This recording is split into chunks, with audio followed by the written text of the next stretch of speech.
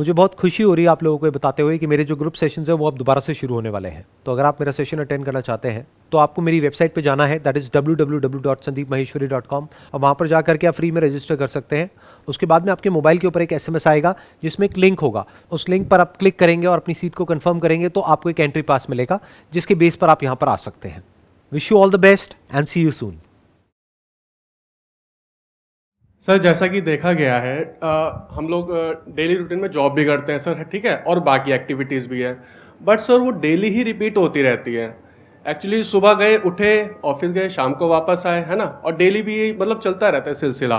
तो या तो एक्चुअली मुझे ये लगता है कि हमारी सारे दिन की जो है पूरी नाइट में रिवाइंड होती है और सुबह वही कैसे रिपीट होकर लग जाती है और कुछ नया हो नहीं रहा है ज़िंदगी में सर। तो मुझे लगा कि आपसे ये क्वेश्चन पूछना चाहिए कि मतलब आप इस पर थोड़ी सी एक्सप्लेनेशन तो दें सर प्लीज़। शादी हो गई है क्या आपकी? नहीं सर, बिल्कुल अभी नहीं हुआ सर। तो कुछ नया क्यों नहीं हो रहा है आपकी जिंदगी में? कुछ हो ही नहीं रहा है नया। प्लीज़ सर इस पर 5 मिनट्स की एक्सप्लेनेशन तो जरूर दीजिए आप। हाँ, नहीं ठीक है, 5 मिनट जैसी हो जाए मुझे बता देना। Please sir, thank you so much. हाँ, प्लीज हैव अ सीट। हम बोलते हैं कि हम कुछ नया करना चाहते हैं, सोचते भी हैं, बट नया करने में डर लगता है।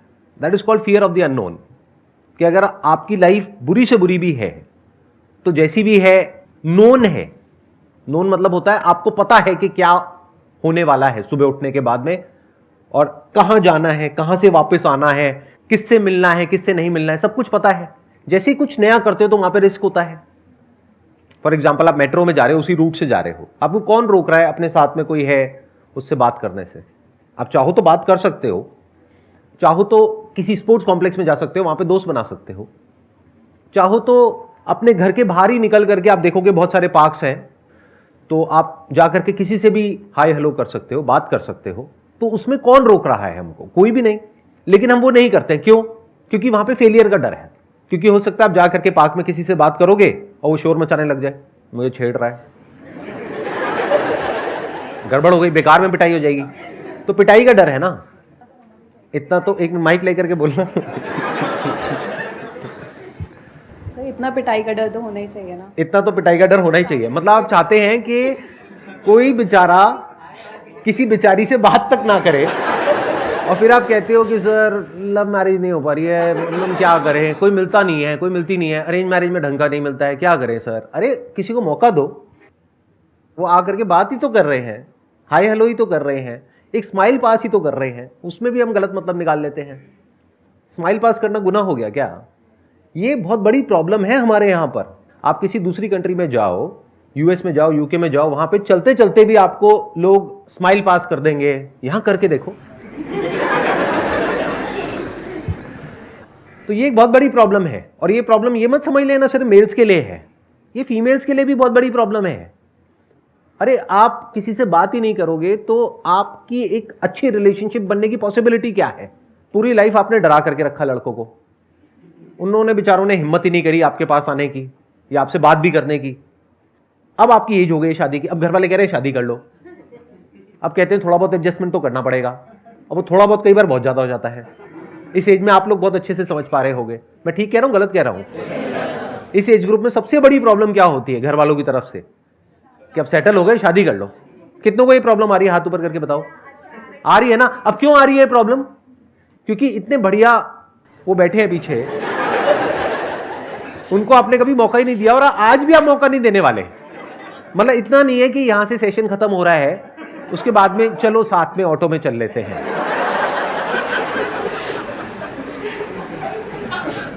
आज पक्का मिलेगा।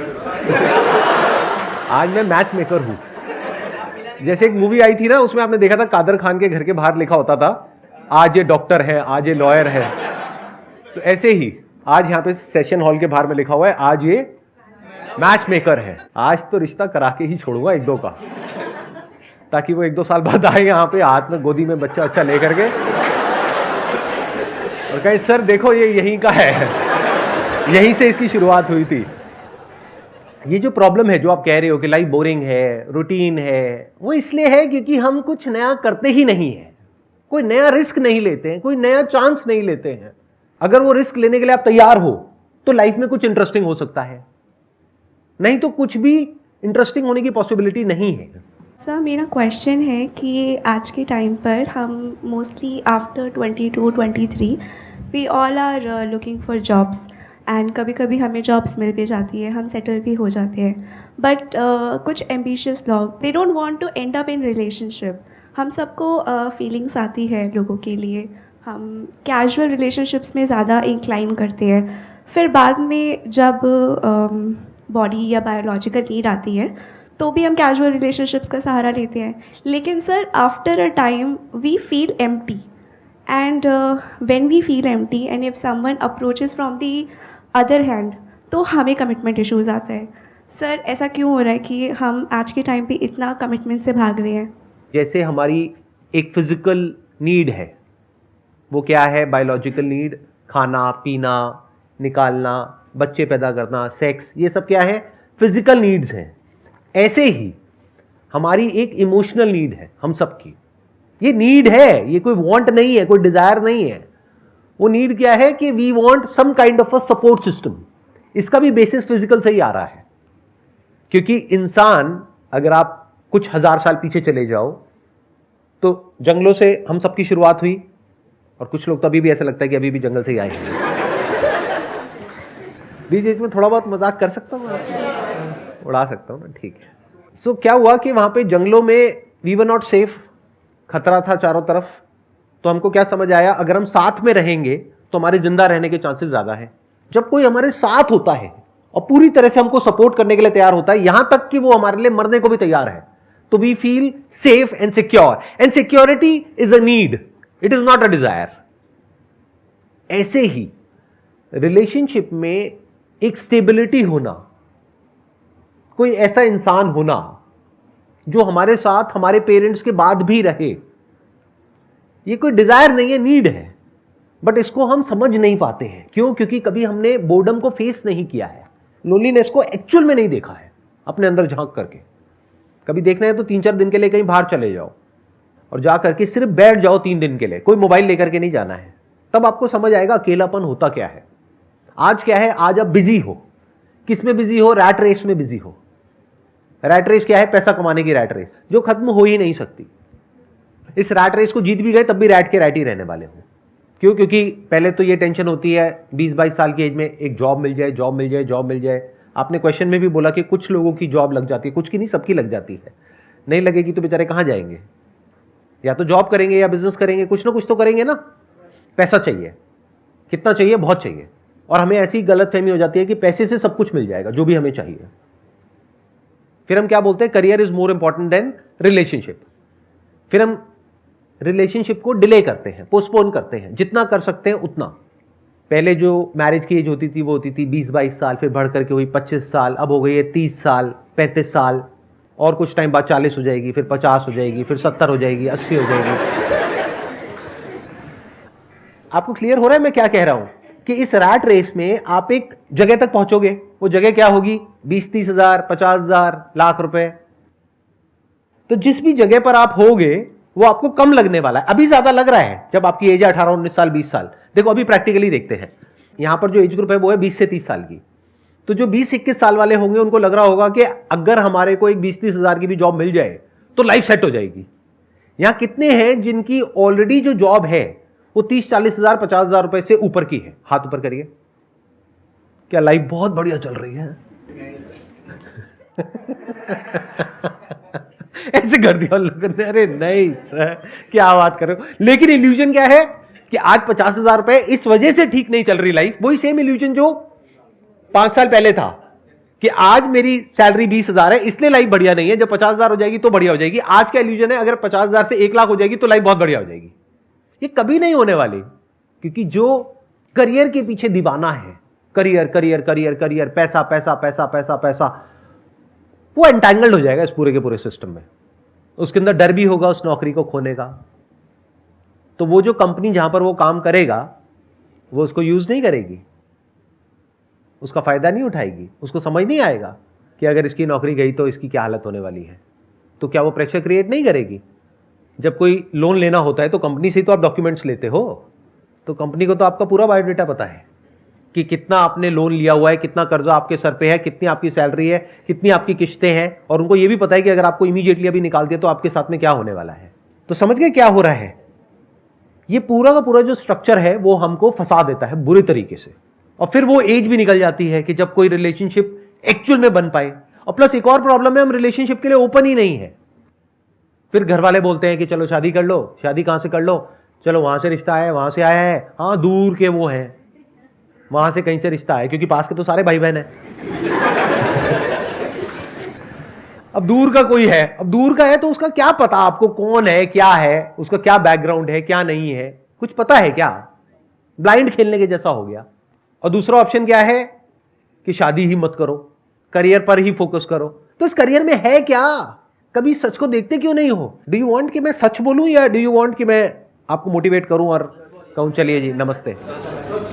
सच सुनने का दम है? कितने एक्चुअल में चाहते हैं कि मैं सच बोलूं? ठीक है, सुनो। अब अगर रोना होना है तो रो लेना। आपसे सीखा क्या सीखा है? मेरे से रोना सीखा है?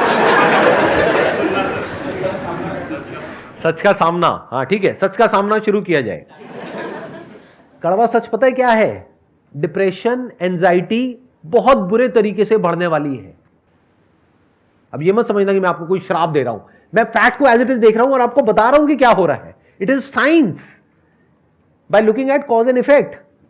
जैसे वेदर को प्रेडिक्ट किया जाता है ना, वो कोई तुक्का तो नहीं है ना, ऐसे ही आई कैन प्रेडिक्ट कि आने वाले 2 साल बाद, 5 साल बाद, 10 साल बाद क्या होने वाला है। स्पेशली ये जो लॉकडाउन में हमारा लाइफस्टाइल जिस तरीके से चेंज हुआ है, हमारे बच्चों का जो हुआ है पिछले 2 सालों में, कि पूरे दिन में 8 घंटे 10 घंटे वर्क फ्रॉम होम घर पे बैठे हुए हैं, तो बीमारियां इतने बुरे तरीके से बढ़ने वाली है जिसकी कोई हद नहीं है। इस सच को फेस कर लो जितनी जल्दी कर सकते हो।